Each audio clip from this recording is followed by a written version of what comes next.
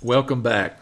I'm Scott Tonges, creator of the Cash Cow Realty Academy, and I'll be laying out more about how you can earn seed capital, invest wisely in your first property, then use that one property as a launch pad to buy others, and build a high cash flow portfolio with any and every income property type. Let's go back to that fourplex. In the last video, I showed you how I wholesaled a vacant fourplex for $38,000 profit with zero investment, not even earnest money. But let me take my fourplex idea a step further. This is where, after you've accumulated seed capital, you would buy your first income-producing property. I'm going to assume that we buy a property financially just like the one that I got the seed money from, the fourplex, but it could be a strip center or a warehouse or any number of other properties that have good upside. So let's assume we use the $38,000, the money from nothing, as seed capital to find another deal and actually buy it, not flip it or wholesale it as I did in the first step. So we've done step one of the plan. We've created seed capital. Now we're going to line up a hard money lender.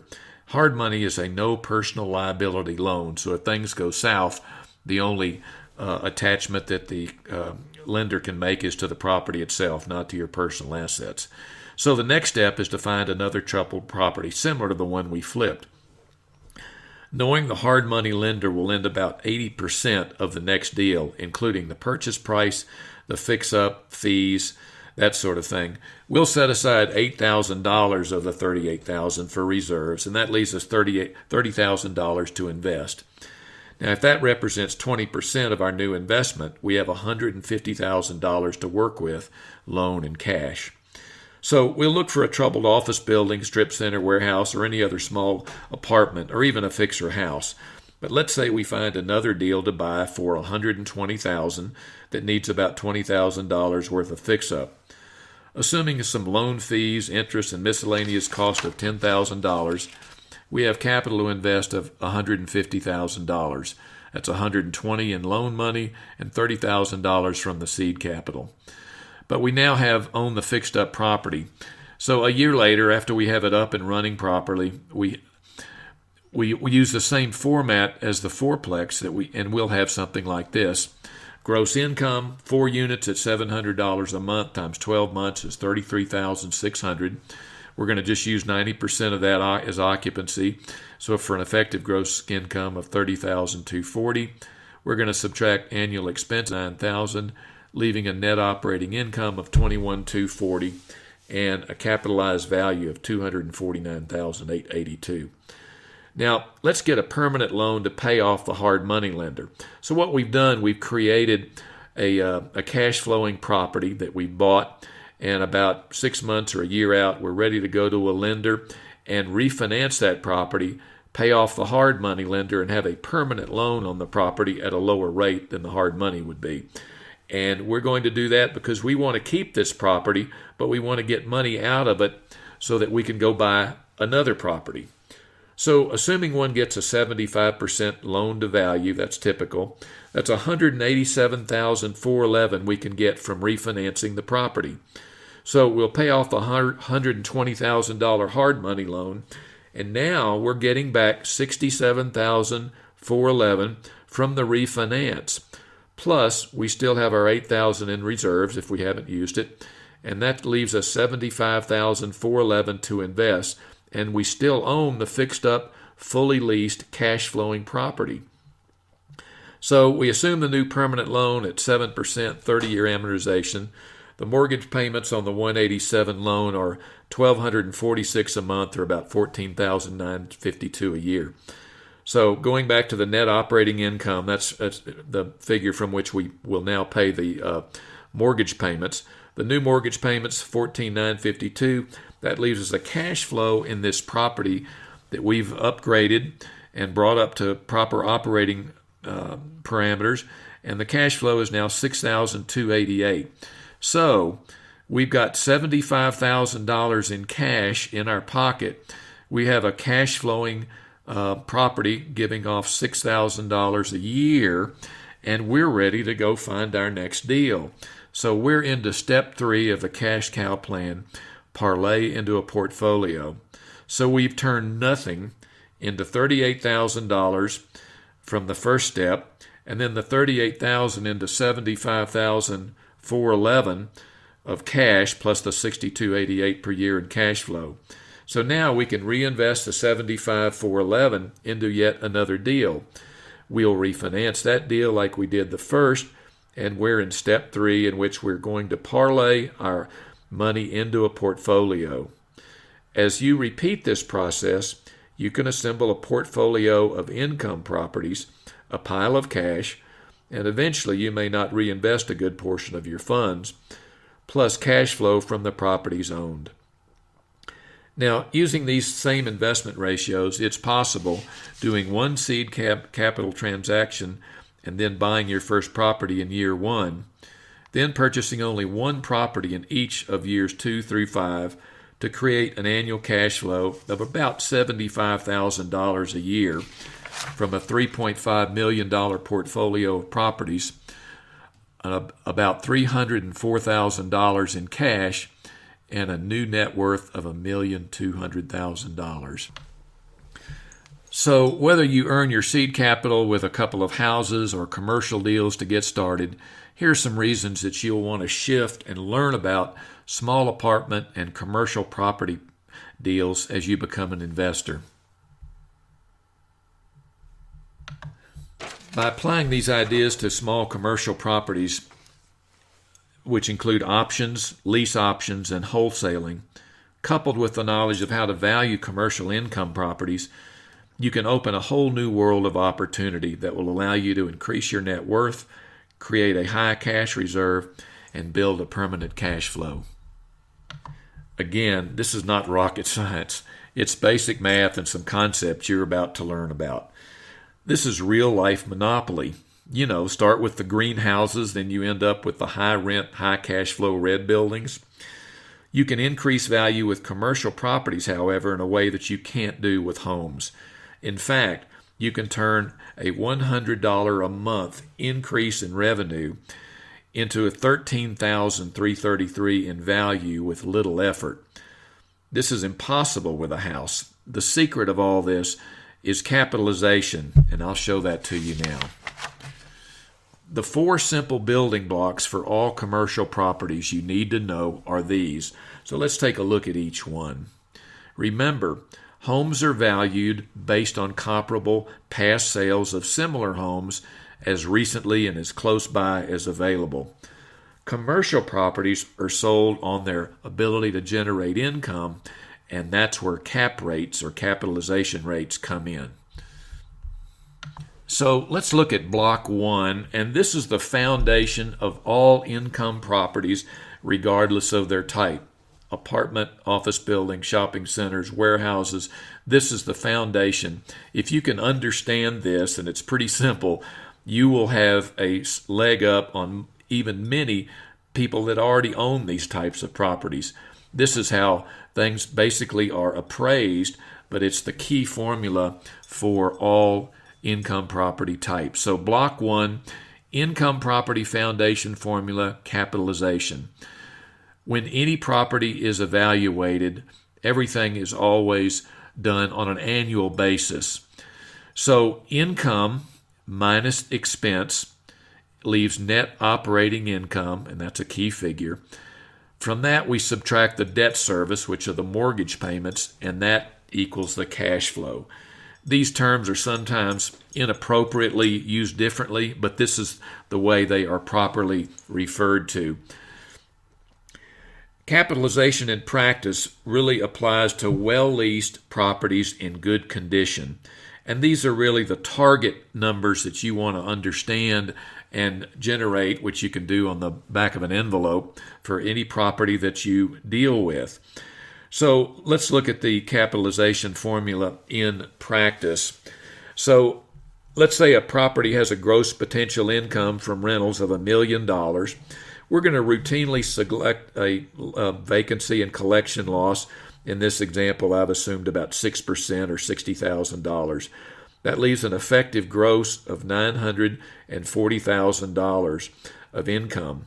We're going to subtract out expenses of about $500,000, and we're going to get to those shortly. That leaves a net operating income of $440,000. Now, I've got a big black arrow there next to the net operating income because that is the key figure from which we're going to generate the value of the property. Typically, the full cash flow projection would have debt service and then cash flow beyond that.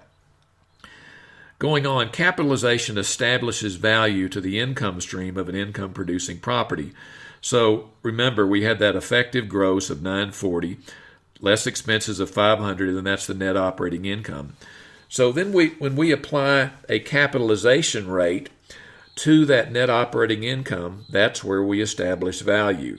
So if we assign a cap rate of 8% on the 440, you divide it by 0.08, and that leaves $5,500,000 as the value. But a cap rate of 9%, so 440 divided by 0.09 is $4,888,000. Now, I'll show you the difference in why one cap rate over another might be used in a given market. So the capitalization rates, whether they're 7, 8, 9, 10%, the amount is determined by the market, and that is what other similar deals have sold for. And I'll show you a way to look at it just so you understand a little bit further, because it is important. So you can create value two ways with income properties because of the capitalization formula. Assuming you have a net operating income, back to our example of 440, let's go down and look at method 1 and method 2. If you increase the net income, that is the 440, let's say by $50,000 a year, because of either lowering your expenses or improving income or a little of both, we now go to a net operating income of $490,000 in our operations.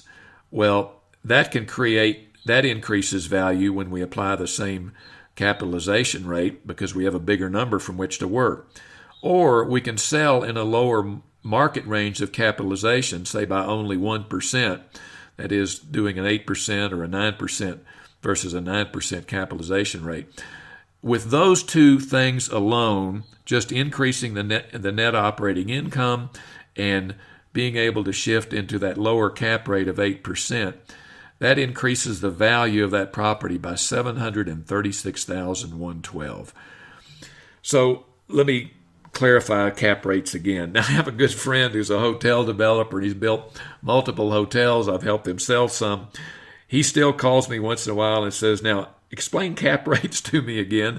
So even some of the most sophisticated developers and investors don't really understand cap rates, but it is the foundation of everything. A cap rate is the all-cash annual return a given net operating income will yield. So if someone wrote a check for $1 million and they were getting a $440,000 income, that would be the income they would get on that $1 million property. So 7% is less attractive to a buyer than an 8% return. So if you were going to invest $1 million, you would want an 8% return, not a 7%, if that was your choice. But as a seller, you want to sell in the lower cap rate range, because if you can get someone to accept that fixed net operating income as their income, and they will accept a 7% return versus an 8% return, that means you're selling that income stream for a higher price. So the seller gets more by selling a 7% return than an 8% return because the price is higher. That NOI is fixed. So let me give you an example with just a 20-unit apartment. $700 a month rents, let's say we get that to $750 a month. We upgrade the property. We've got an average 92% occupancy and 50% expenses. It's 50% of our gross income.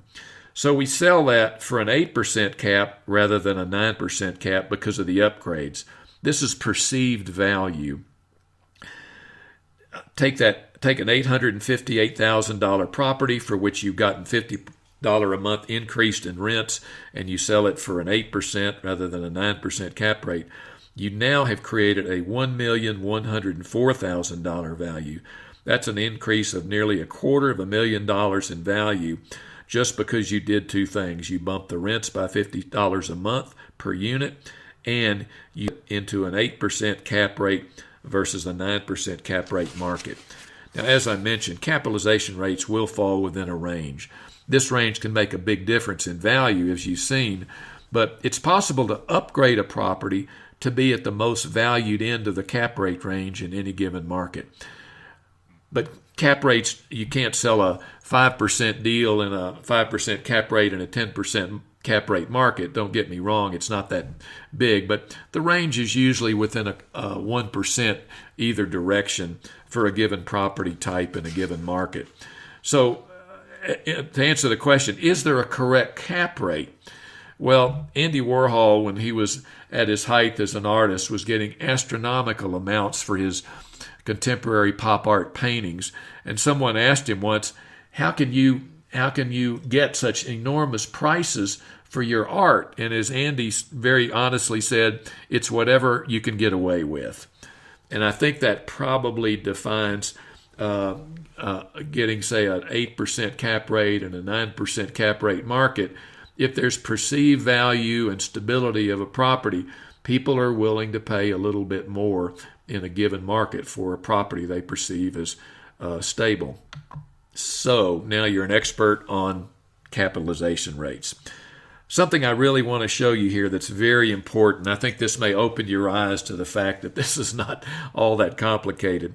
If you look in block 2, that's the next block of our principal areas of income properties, all income properties are reviewed the same.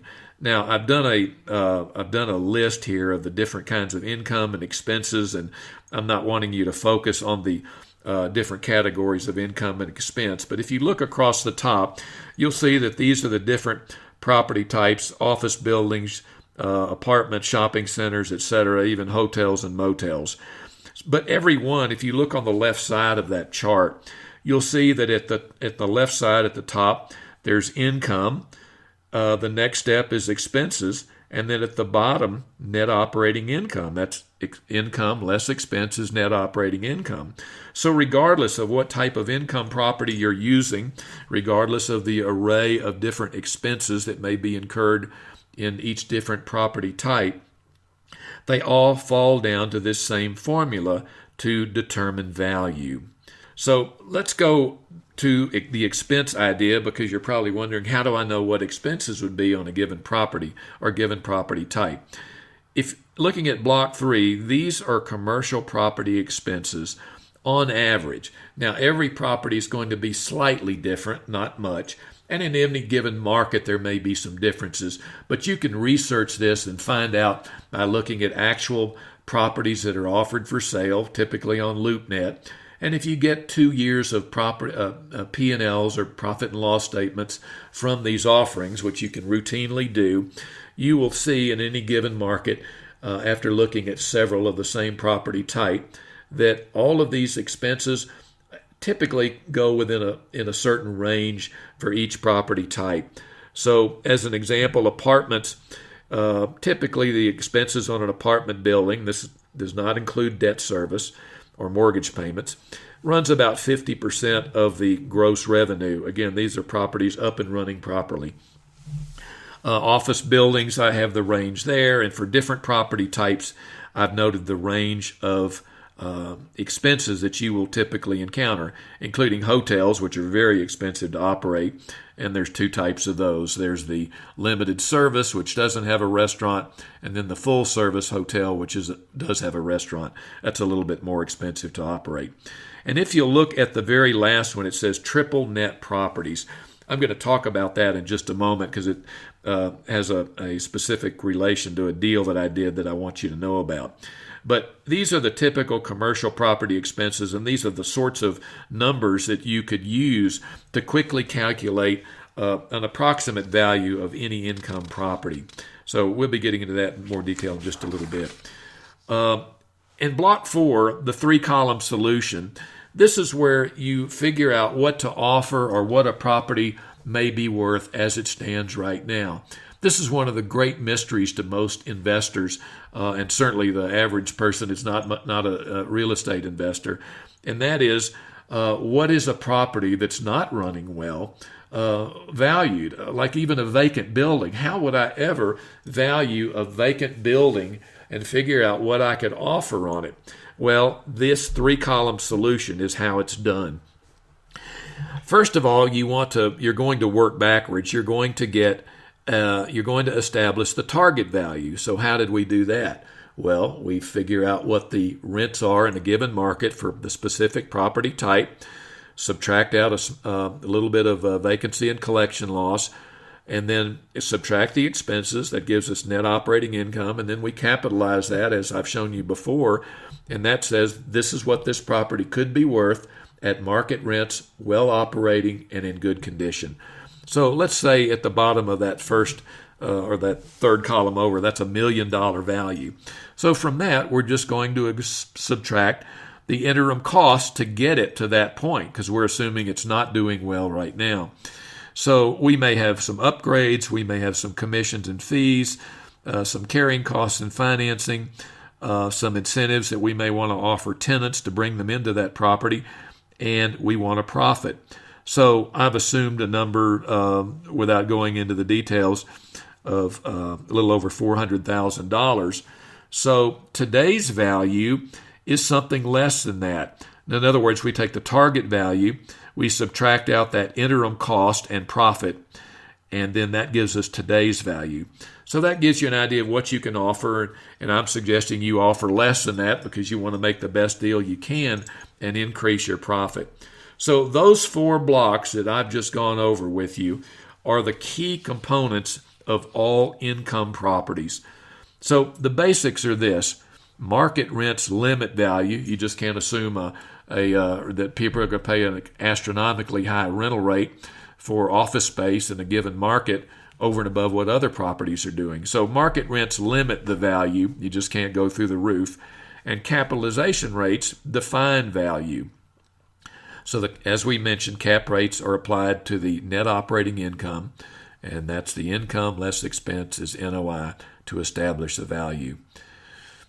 And where do you get cap rates and rent rates? Well, LoopNet.com is the key area to get this sort of information.